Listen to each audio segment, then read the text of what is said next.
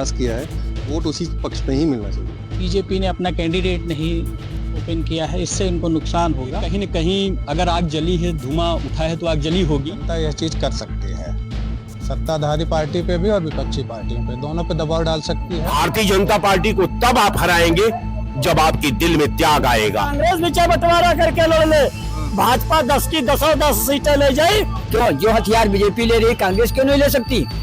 वही लेकर चले। उनको जिता रहे हैं कि उनको हरा रहे हैं कि उनके विरोध में है, ये वही दोनों जाने। उत्तर प्रदेश में अब 10 उप सीटों पर उपचुनाव होना है और उसको लेकर लगातार सरगर्मियां बढ़ी हुई हैं। हम इस समय कानपुर में मौजूद हैं और कानपुर में भी एक सीसामऊ विधानसभा है जहां पर एक उपचुनाव होना है। उसको लेकर हमारे साथ बात करने के लिए लोग हैं, उनसे बात करते हैं। क्या नाम है आपका? मेरा नाम रोहित सिंह है। अच्छा, उपचुनाव होने उत्तर प्रदेश में और कानपुर में भी एक उपचुनाव होना सीसामऊ में, क्या लगता है किस प्रकार का प्रत्याशी होना चाहिए? मुझे लगता है कि जो जातिगत व्यवस्था के तहत अभी तक चुनाव हो रहे थे कि जाति विशेष पे जो लोग मान के चल रहे थे कि वो पक्ष ज्यादा जीत रहा है या उसकी रणनीति ज्यादा सफल हो रही है, उस तरह की राजनीति नहीं होनी चाहिए। जिसने कुछ काम किया है, जिसने कुछ समृद्धि लाई है, विकास किया है, वोट उसी पक्ष में ही मिलना चाहिए। यहाँ पे लगातार काफी अरसे से सीसामऊ में सपा का कब्जा रहा है और सपा के विधायक रहे। अब किस प्रकार का प्रत्याशी चाहिए, क्योंकि वो जो सपा के विधायक थे उन्होंने क्या क्या काम शहर के विकास के लिए किए या विधानसभा क्षेत्र में कोई ऐसा काम किया हो? अगर विकास किया है तो फिर बेशक उस कैंडिडेट को मिलना चाहिए, चाहे वो सपा का हो चाहे बीजेपी का हो। पर किसी भी तरह के हिंदू मुस्लिम वाली राजनीति से हटके और जातिवाद से जुड़ी राजनीति से हटके जो भी उम्मीदवार आए उसी को जीतना चाहिए। पार्टी विपक्ष के उसका कोई मतलब नहीं निकलता है। जनता जागरूक हो गई है तो वो वही उसी को वोट देगी, काम देख के। क्या मुद्दे होंगे, आप जब वोट जाते हैं तो क्या मुद्दे प्रमुख रहते हैं? प्रमुख मुद्दे जो अपने यहाँ बारिश के टाइम पे देखा जाता है कि सड़कें टूट जाती हैं, नालियां खुल जाती हैं, उस क्षेत्र विशेष की जो विशेष अलग समस्याएं होती होंगी, उनको देख के वहाँ की जो जनता है वो समझेगी और वोट देगी, मुझे लगता है। अच्छा, और भी लोग हैं। क्या नाम है सर आपका?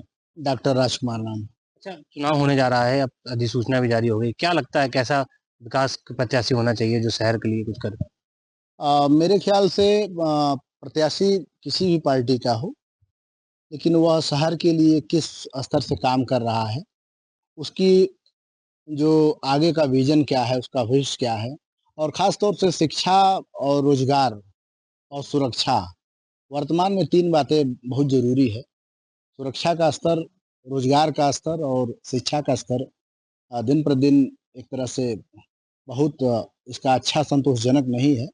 तो जो भी प्रत्याशी जीते वह समाज के लिए कुछ काम करे और ये 3 बातें मुख्य रखे, तो मेरे ख्याल से वो प्रत्याशी को जीतना चाहिए, पार्टी किसी का भी हो। बहुत बहुत धन्यवाद। क्या नाम है सर? मेरा नाम डॉक्टर स्वप्निल राजदूबे है।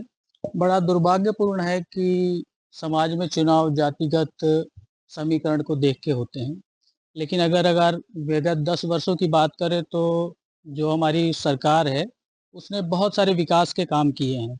ऐसा काम जो कि सीसामऊ में भी हुआ है। मान जो विधायक रहे हैं उनके ऊपर बहुत सारे आरोप लगे हैं और कहीं ना कहीं उसमें कुछ ना कुछ सत्यता तो होगी। कैंडिडेट वाइज मेरा मानना है कि ऐसे कैंडिडेट का चुनाव करना चाहिए जो कि सामाजिक समरसता को लेकर आगे चले, और जो मौजूदा सरकार है उसने बहुत सारे काम किए हैं। हाँ, कानपुर एक औद्योगिक क्षेत्र है, शिक्षा का क्षेत्र भी माना जाता है, तो ऐसे कैंडिडेट को हमें उतारना चाहिए जो कि इस क्षेत्र में काफ़ी काम करें और समरसता को लागू रखें। बीजेपी ने अपना कैंडिडेट नहीं ओपन किया है, इससे इनको नुकसान होगा।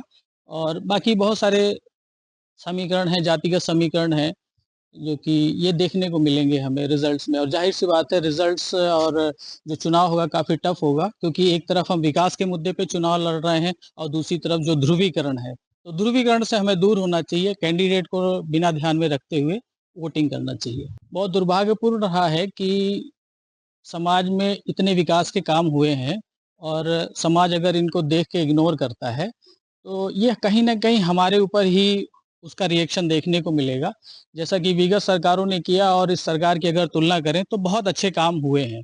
तो बीजेपी का कैंडिडेट ना उतारना या बहुत सारे और मुद्दे हैं, संविधान संरक्षण या ध्रुवीकरण को लेके, कहीं ना कहीं अन्य पार्टियों को भी इसका फायदा मिलेगा और चुनाव बहुत ही टफ होने वाले हैं।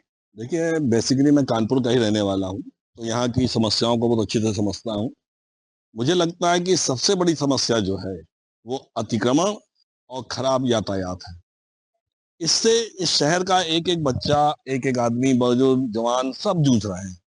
तो जो भी कैंडिडेट जीते, चाहे वो बीजेपी का हो, चाहे वो सपा का हो, चाहे वो बसपा का हो, उसका प्राथमिक कार्य हमारे हिसाब से जो अंधाधुंध अतिक्रमण और पतली सड़कें होती जा रही हैं, इससे यातायात दिक्कत होती है, उससे प्रदूषण बहुत फैलता है, उस समस्या का निजात करना चाहिए।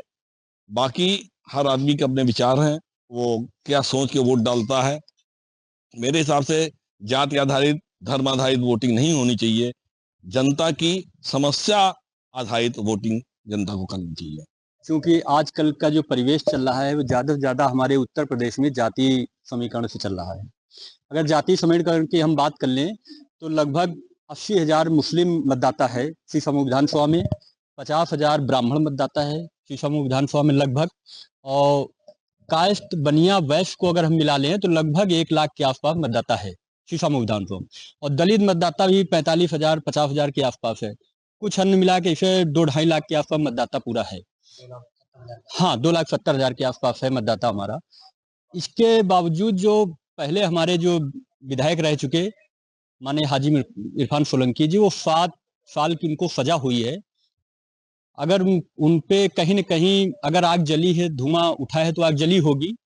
इसके बावजूद जो है उन पार्टी ने, सपा पार्टी ने, जो पीडीए के गठबंधन है, उन्होंने हाजी इरफान सोलंकी की पत्नी नसीम सोलंकी को प्रत्याशी बना के मैदान में उतारा है, जबकि बीजेपी ने अभी तक कोई कैंडिडेट को उतारा नहीं है। हमें लगता है चुनाव घोषित भी हो गया है, बीजेपी को उतारना चाहिए। और हमारा जो मानना है, हमें लग रहा है कि अगर बीजेपी किसी कास्ट को उतारती है, क्योंकि 80,000 50,000 ब्राह्मण है और लगभग 95,000 के आसपास कास्ट बनिया वैश्य मिलाकर उस विधानसभा में है, तो अगर इस तरह उतारती चूंकि तो बीजेपी की एक अच्छी जीत होगी, क्योंकि बीजेपी अपनी खोई हुई सीट यहाँ ढूंढ रही है लगभग 28 वर्षों से।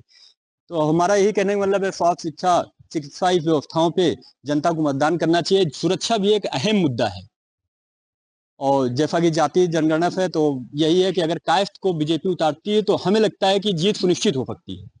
क्या नाम है? नमस्कार, मेरा नाम प्रदीप कुमार है। क्या लगता है सर, अब चुनाव का दौर है और चुनाव बिल्कुल नजदीक आ गए हैं, नामांकन का दौर चल रहा है, तो क्या लगता है किस प्रकार का प्रत्याशी होना चाहिए इस विधानसभा के लिए, शहर की? मुझे लगता है कि यह उपचुनाव जो है वो बदली हुई परिस्थितियों में हो रहा है। खास करके लोकसभा उपचुनाव के बाद सत्ताधारी पार्टी और विपक्षी पार्टियों के बीच की स्थितियों में बहुत परिवर्तन आ चुका है। तो एक जो सांस्कृतिक राष्ट्रवाद और पीडीए के मुद्दों के बीच से जो मुख्य मुद्दे इस समय सुनाई दे रहे हैं, बेरोजगारी, शिक्षा, और खास करके उसमें बेरोजगारी को सबसे ऊपर रखा जाना चाहिए।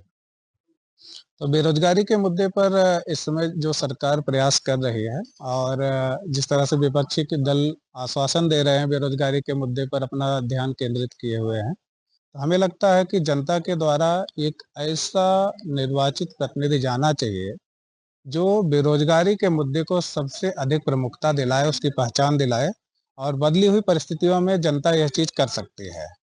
सत्ताधारी पार्टी पे भी और विपक्षी पार्टियों पे, दोनों पे दबाव डाल सकती है। तो यह समय है कि यह संदेश बेरोजगारी को लेकर के आगे तक जाना चाहिए। लगातार जो लोग थे उनका ये मानना है किसी भी दल का प्रत्याशी हो, लेकिन प्रत्याशी ऐसा हो जो जनता से जुड़े मुद्दों को सदन में उठा सके, और जो जनता के प्रमुख मुद्दे हैं, जो डेली रूटीन के जो उनके मुद्दे होते हैं, उसको लेकर अपनी बात कर सके और उनको उसका फायदा पहुंचा सके। और मेन मुद्दा बेरोजगारी और ट्रैफिक और जो सड़क के जो हालात हैं उसको सुधार सके, ऐसा प्रत्याशी होना चाहिए। तो जरूर उसको वोट देना चाहिए। कानपुर से विक्रम के साथ दीप त्रिवेदी जी मिले। उत्तर प्रदेश में विधानसभा के 10 सीटों पर उपचुनाव होने हैं, जिसमें 9 सीट पर अभी हो रहा है। एक सीट कानून के कुछ प्रक्रिया में अड़ंगा आने से एक सीट को अभी रोका गया है, लेकिन 9 सीटों पर होना है। और कहीं ना कहीं इंडिया गठबंधन में सीट बंटवारे को लेकर खटास होने लगा है, आपसी तानातनी अब होने लगा है। ऐसे में सपा ने 7 सीट पर अपने प्रत्याशी उतार दिए हैं और 5 सीटों के लिए कांग्रेस कयास लगा रही है। क्या कहेंगे, इंडिया गठबंधन में क्या खटास आ रहा है? क्या 7 सीट पे ऑलरेडी उतार दिए हैं, 5 सीट कयास लगा रही है कांग्रेस, और अब केंद्रीय शीर्ष नेतृत्व पे ये अब छोड़ा गया है कि 5 सीट कैसे सपा से लिया जाए। और इसके बाद से, क्योंकि अजय राय जी ने साफ तौर से मना कर दिया है कि 2 सीट पे हम नहीं लड़ेंगे।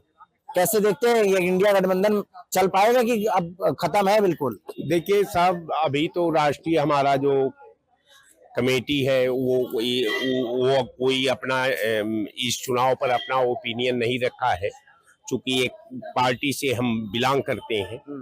तो लेकिन ये एक बात सत्य है कि भाई हम तो ये कहते हैं कि भाई चुनाव जीतने का मतलब, लड़ने का मतलब चुनाव जीतना है। हम लोगों की लड़ाई भारतीय जनता पार्टी से है। तो हम तो ये कहते हैं कि अगर मान लीजिए सपा हमारी सहयोगी पार्टी है, सपा अपना 200 प्रत्याशी साथ आपके कांग्रेस का फायदा नहीं होगा ना सीटों को लेकर। देखिए आदमी को कहीं कहीं त्याग भी जरूरी है। अजय राय जी नहीं लड़ेंगे, 2 सीट पे नहीं लड़ेंगे। हम ये कह रहे हैं कि अजय राय जी ने कहा कि आप केवल सपा ही लड़े, हम मुस्तैदी से उनके साथ खड़े हैं। तो इसमें क्यों नहीं, सपा से बोला जा रहा है कि सपा बड़ा दिल दिखाए, 5 सीट दे। सबसे बड़ी बात है कि हमारा किसी नेता ने 5 सीट की बात नहीं की है। ये आम चर्चा की बात है कि हम 5 सीट मांग रहे हैं, 4 सीट नहीं। आप देखिए, अपडेट है मेरे पास, आपके तरफ से आ गया है 5 सीटों को लेकर। देखिए सबसे बड़ी बात है कि अब तक मेरा कोई नेता ने नहीं कहा। नेता अजय राय जी खुद बोल रहे हैं कि 5 सीटों पे जो है कांग्रेस लड़ेगी और 5 सीट अब केंद्रीय शीर्ष नेतृत्व तय करेगी। देखिए साहब, हमारा जो अध्यक्ष है अपना ओपिनियन रख चुका है। हम लोग देखिए एक अध्यक्ष के मार्गदर्शन में, उसके दिशा निर्देश में काम करने को बाध्य है। लेकिन उनके सामने भी समस्या है कि समस्या ये नहीं है कैंडिडेट और सीट, समस्या ये है, गंभीर समस्या है कि इंडिया गठबंधन को उसके मुकाम तक पहुंचाने में कांग्रेस पार्टी, चूंकि बड़ी पार्टी है, अब मैं भी कांग्रेस से उम्मीद करूंगा कि एक कांग्रेस का कार्यकर्ता होने के नाते, कांग्रेस का पक्ष रखने के नाते, कि कांग्रेस चूंकि बड़ा है पार्टी, इसलिए बड़े लोगों को अपने अंदर त्याग रखना चाहिए और त्याग करके अगर अखिलेश यादव 10 सीट चुनाव लड़ते हैं तो इनको मौका दे देना चाहिए। ये 10 चुनाव लड़े और कांग्रेस का एक एक कार्यकर्ता सपा को जिताने का काम करेगा। ये मैं आपके चैनल पर एक जिम्मेवारी के साथ मैं अपना विचार रख रहा हूं। रह गया सवाल हमारे पार्टी लाइन का मामला, तो हमारे सारे नेताओं ने कहा कि हम गठबंधन में चुनाव लड़ेंगे, गठबंधन में हम अखिलेश यादव जी के साथ लड़ेंगे। अब मान लीजिए कि उनका क्या मत है ये तो अखिलेश जी बताएंगे, लेकिन हम लोगों का ये मत है कि हम इंडिया गठबंधन में सपा के साथ चुनाव लड़ेंगे। रह गया सीटों का आदान प्रदान, तो सीटों का आदान प्रदान एक ही लक्ष्य उनके पास होगा कि किसी तरह भारतीय जनता पार्टी को हराना है। तो भारतीय जनता पार्टी को तब आप हराएंगे जब आपके दिल में त्याग आएगा।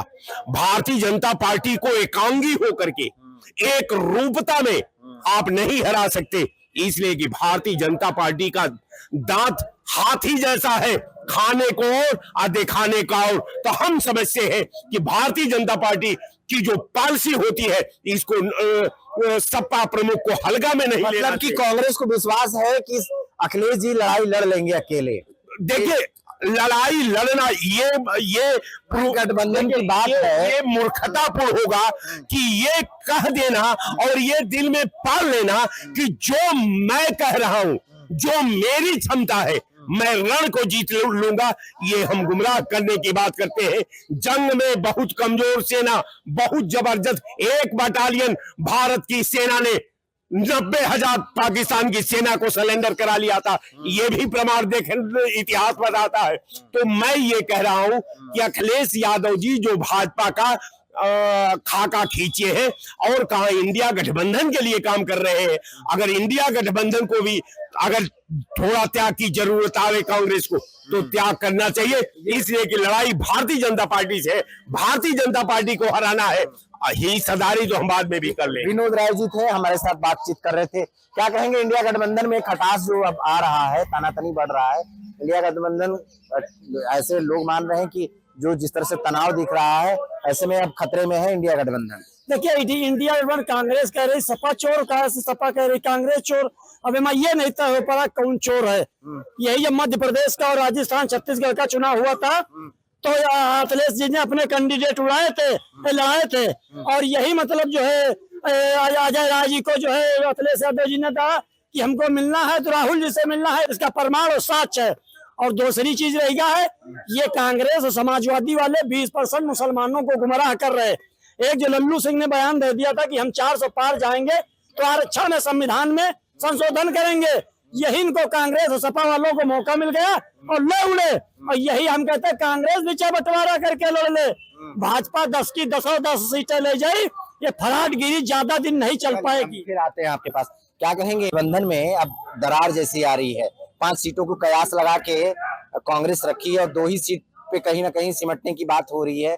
ऐसे में अजय राय ने साफ कर दिया कि 2 सीट पे हम नहीं लड़ेंगे, तनातनी बढ़ते जा रही है, तो इंडिया गठबंधन में वाकई दरार आ रहा है। पहले तो अजय राय जी के मैंने कोई बयान नहीं, मुझे जानकारी में नहीं, अगर उन्होंने बोला भी है तो बिल्कुल मुझे लगता सही बोला।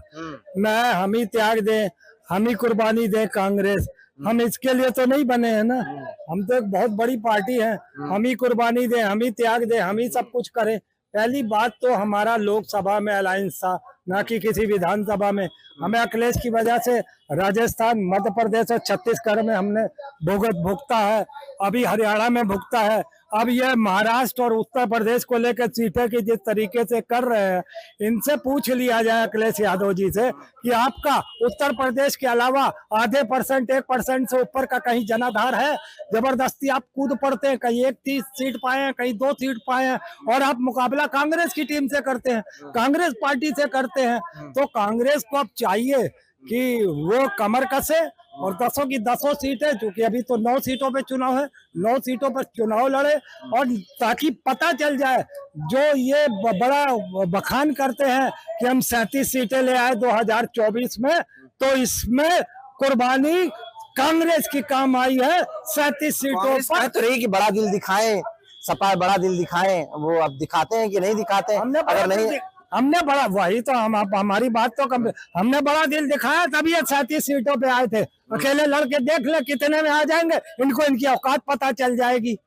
तो आप ये बात समझिए कि अगर गठबंधन को रखना है, अगर गठबंधन को रखना है तो नरमी आपको भी दिखानी पड़ेगी, थोड़ी नरमी हम दिखाएं, थोड़ी नरमी आप दिखाएं, मगर इस तरीके से आप हुकूमत करेंगे और ताव में कहेंगे कि हम इतना नहीं उतना करेंगे, वो नहीं चल पाएगा। क्या लगता है इंडिया गठबंधन में अब दरार आ रही है, तनातनी बढ़ रही है सीटों को लेकर? जिस तरह से चल रहा है, 7 सीट ऑलरेडी पहले से सपा ने अपनी उतार दी है प्रत्याशियों को, अब 2 बचे हैं, लेकिन कांग्रेस की तरफ से यह है कि शीर्ष नेतृत्व तय करेगा, 2 सीट पे नहीं लड़ेंगे। इसको लेकर तनातनी बढ़ रहा है, तो इंडिया गठबंधन में अब कुछ गड़बड़ आ सकता है क्या? तो एक गड़बड़ गठबंधन ही बनाता है, गठबंधन था कहाँ? ये ठगबंधन स्वार्थवादी गठबंधन बना था, स्वार्थ के लिए सब अपने सबकी सारी, चाहे कांग्रेस हो, चाहे सपा हो, चाहे जो भी पार्टियां थी, के लिए बना, लेकिन सीट तो निकाली है, 37 सीट निकला। 37 सीट, वो तो निरेटू फैलाकर जनता को बरगला करके संविधान बदल दिया। इस बार क्या लगता है, इस बार ये नहीं चलेगा? अब ये नहीं चलेगा, कभी नहीं चलेगा, न 85-100 चलेगा, ना इनका ये चलेगा कि संविधान बदला जाएगा। जनता देख चुकी है, जनता को इतना ज्यादा बेवकूफ न समझा जाए, जनता देख रही, जनता उसी हिसाब से वोट करेगी। अब आप देख लीजिए 10 सीटों, जब तुम वहां उनको नहीं दिए, हरियाणा में तुम वहां मध्य प्रदेश में उनको नहीं दिए, तो वो अपने लड़ा रहे हैं, तो वो कह देंगे यहाँ पे। और रही बात बड़ा दिल छोटा दिल, बड़ा दिल किसी के पास हो तो दिखावे ना, इसमें किसी के पास बड़ा दिल है ही नहीं। ये सिर्फ अपनी राजनीति को बचाने के लिए, अपने सिर्फ परिवारवाद को बचाने के लिए ये लोग राजनीति कर रहे हैं, सिर्फ अपनी जो काली कमाई संपत्ति को बचाने के लिए राजनीति कर रहे हैं, देश को लूटने के लिए, और इसीलिए इन लोगों का कोई गठबंधन चलने वाला नहीं। अभी और देखिएगा आगे आगे होता है क्या अभी इनमें। अच्छा, क्या कहेंगे, इंडिया गठबंधन में दरार आ रहा है क्या? 5 सीटों को लेकर कांग्रेस कयास लगा रही है, 7 सीट जो है अपने प्रत्याशी उतार दिए हैं सपा, तो इंडिया गठबंधन में तनातनी बढ़ रही है, और इसको लेके कहीं अब इंडिया गठबंधन खत्म तो नहीं हो जाएगा? देखिए, तनाव तो ऐसा नहीं है इंडिया गठबंधन में, एनडीए गठबंधन में भी है, और इस राज्य की 4 पार्टियां, जो छोटी पार्टियां जो इनके साथ इलाज में, वो भी सीटें मांग रही हैं, उनका भी तनाव है, बाकी वो तो स्ट्रीम मीडिया पर दिखाया नहीं जाएगा, सर्कुलर तो इंडिया गठबंधन का किया जाएगा, ऐसा नहीं, उनके अंदर भी तनाव है। और जो रहा बात है निषाद पार्टी में, इसकी 2 सीटें हैं, एक कटहरी, एक क्या नाम मजवा, मिर्जापुर में मजवा सीट जो विधानसभा है, और कटहरी अम्बेडकर नगर का सीट है। ये इसके दोनों सिंबल का ही सीट है, जिसपे 6000 वोट से आ रही थी, जो जिसपे चुनाव जीते हुए जो डॉक्टर विनोद बिंद इसमें प्रेजेंट टाइम भदोही के सांसद, वो भी तो मांग ही रहे हैं। ओपी राजभर नहीं मांग रहे, वो भी तो मांग रहे हैं। कह रहे हैं कि 2 सीट पे हम नहीं लड़ेंगे, 2 सीट की मतलब वो था कि 2 सीट दिया जाएगा, लेकिन वो 5 सीट के लिए केंद्रीय शीर्ष नेतृत्व अब तय करेगा कि 5 सीट मिलेगा कि नहीं मिलेगा। इसको लेके अब कहीं ना कहीं तनातनी बढ़ रहा है। इसके बारे में तो ऊपर जो नेता बैठे हुए भाई वो जानते हैं उनकी क्या मिलेगी क्या नहीं मिलेगा, कितने सीट पे उनको संतुष्ट होंगे। अब उनकी राय उनकी होगी, अब जनता वो डिसाइड करेंगे ना जनता किसको भेजना चाहती है। तो देखिए तमाम तरह के लोग हैं जो कि हमने बातचीत किया और साफ तौर से इनका क्या कहना है कि सीट को लेकर जो बड़ा दिल दिखाया जाएगा उसको लेकर भी यहाँ पर लोगों का किस तरह से ओपिनियन है और लोग कह रहे हैं। और उनके बल पर आगे बढ़ भी जाए वो हो नहीं पाएगी। जिन लोगों को अल्पसंख्यक है, सीधा समझ लो, उनकी संख्या अल्पसंख्यक है तो वो सर्वे सर्वा अपनी वोट दे देंगे, तो भी वो नहीं हो पाएगी। जैसे 97 ने हमारी मायावती ने क्या टिकट दे दिया, 97 टिकट दे दिया अल्पसंख्यकों को, और जीत कितने पाए। तो जब तक यह कांग्रेस लेकर नहीं चलेगी, क्यों जो हथियार बीजेपी ले रही कांग्रेस क्यों नहीं ले सकती, वही लेकर चले, या तो मुझे सामने खड़ा कर दे, बीजेपी की धज्जी उड़ा दूं। तो मतलब गठबंधन फेल हो जाएगा? गठबंधन बिल्कुल फेल होगा। अच्छा हाँ, तो देखिए इनका भाई साहब एक सवाल है, इंडिया गठबंधन क्या ये उपचुनाव में फेल होते हुए नजर आ रहा है? क्योंकि सीट को लेकर बंटवारे में तनातनी बढ़ गया है, 5 सीट का कयास लगा रही है कांग्रेस, 7 सीट ऑलरेडी पहले से प्रत्याशी उतार दिए हैं। तो इस गठबंधन को आप कैसे देख रहे हैं? देखो भाई, राजनीतिकों के दिल की बात ना हम समझ पाएंगे ना आप समझ पाओगे।